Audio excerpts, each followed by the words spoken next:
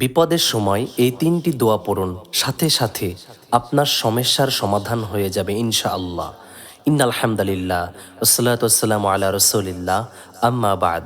আমার প্রিয় মুসলিম ভাই ও বোনেরা, মানুষকে পরীক্ষা করার জন্য আল্লাহ তাআলা কুরআনুল কারিমে ঘোষণা করেন, নিশ্চয় আমি তোমাদেরকে কিছু ভয় ও ক্ষুধা দ্বারা এবং কিছু ধন সম্পদ, প্রাণ ও ফল ফসলের ক্ষতির মাধ্যমেও পরীক্ষা করব।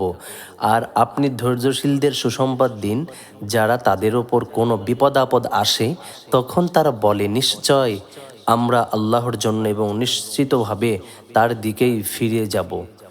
মানুষের জীবনের অনেক সময় বিপদ আপদ এসে পড়ে।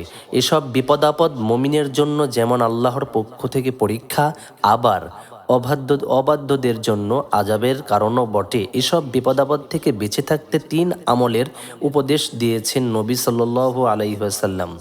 তা হলো, ১ নম্বর, দান সদকা করা। নবী সাল্লাল্লাহু আলাইহি ওয়াসাল্লাম বলেছেন, তোমরা সদকা করো আর সদকা দ্বারা রোগীর রোগ চিকিৎসা করো, কেননা সদকা রোগ এবং বালা মুসিবত দূর করে এবং আয়ু, হায়াত ও নেকি বাড়িয়ে দেয়। হজরত আবু উমামা রাদিয়াল্লাহু তাআলা আনহু বর্ণনা করেছেন, রাসূল সাল্লাল্লাহু আলাইহি ওয়াসাল্লাম বলেছেন, সদকার মাধ্যমে তোমাদের রোগের চিকিৎসা করো। ২ নম্বর, ইস্তেগফার করা। কোরআন সুন্নাহ মোতাবেক আল্লাহর কাছে নিজের গুনাহ থেকে ক্ষমা প্রার্থনা করা, বেশি বেশি রব্বিগফিরলি আস্তাগফিরুল্লাহ ওয়া আতুবু ইলাইহি লা হাওলা ওয়া লা কুওয়াতা ইল্লা বিল্লাহ, এগুলা বেশি বেশি পড়া।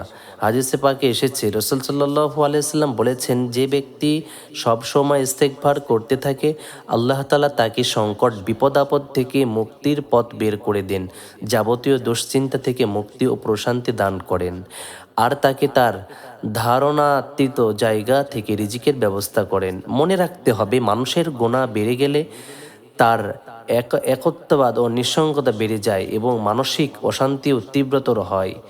এই গুনাহ একত্রিত নৃশংসতা এবং আল্লাহর সাহায্য ও ইস্তেগফার ছাড়া রোগ করা অসম্ভব। নিশ্চয় দুনিয়ার সব গুনাহ, দুশ্চিন্তা, অশান্তি, বিপদ আপদ ও একত্ব, যেই গুনাহের ভিতর লিপ্ত থাকা মহান আল্লাহ একটি বাহিনীর মতো বলেছেন তাদের, যার মাধ্যমে তিনি তার বান্দাদের পরীক্ষা করে থাকেন। তাই গুনাহ করলে বেশি বেশি ইস্তেগফার করা, মনে অশান্তি দেখা দিলে বেশি বেশি নামাজ পড়া এবং একাকিত্ব অনুভূত হলেই বেশি বেশি কোরআন কারিম পড়া, কেননা গুনাহ, অশান্তি ও একাকিত্ব দূর করতে দুনিয়াতে বেশি বেশি ইস্তেগফার করা, নামাজ পড়া ও কোরআন তেলাওয়াতের বিকল্প নেই। ৩ নম্বর, দরুদ পড়া। বিপদ আপদে সঠিকভাবে দরুদ পড়া উত্তম আমল। তাই যে কোনো বিপদে রাসূল সাল্লাল্লাহু আলাইহি সাল্লামের এই দরুদটি বেশি পাঠ করতেন। ছোট এই দরুদটি পড়া যেতে পারে, আল্লাহুম্মা সাল্লি আলা ওয়া সাল্লিম আলা নাবিয়িনা মুহাম্মদ। এক সাহাবী নবীজি সাল্লাল্লাহু আলাইহি ওয়াসাল্লামকে বললেন, আমরা পুরো দোয়ায় আপনার প্রতি দরুদের জন্য নির্ধারিত করে দেব। তখন নবীজি সাল্লাল্লাহু আলাইহি ওয়াসাল্লাম বলেন, তাহলে তোমার সব ইচ্ছা, অভিপ্রায়, চাওয়া পাওয়া পূরণের জন্য এটাই যথেষ্ট হবে, আর তোমার গুনাহ ক্ষমা করা হবে। নবীজি সাল্লাল্লাহু আলাইহি সাল্লাম এই হাদিসের আলোকে বোঝা যায়, দরুদে বরকতের দুনিয়ার সব বিপদ আপদ থেকে মহান আল্লাহ মানুষকে মুক্ত রাখবেন। সুতরাং মুমিন মুসলমানের উচিত উল্লেখিত ৩টি আমল যথাযথভাবে আদায় করা। তাতে বিপদ মুসিবত, রোগ ব্যাধি, দুশ্চিন্তা, হতাশা, একাকিত্ব ও অশান্তি দূর হয়ে যাবে ইনশাআল্লাহ।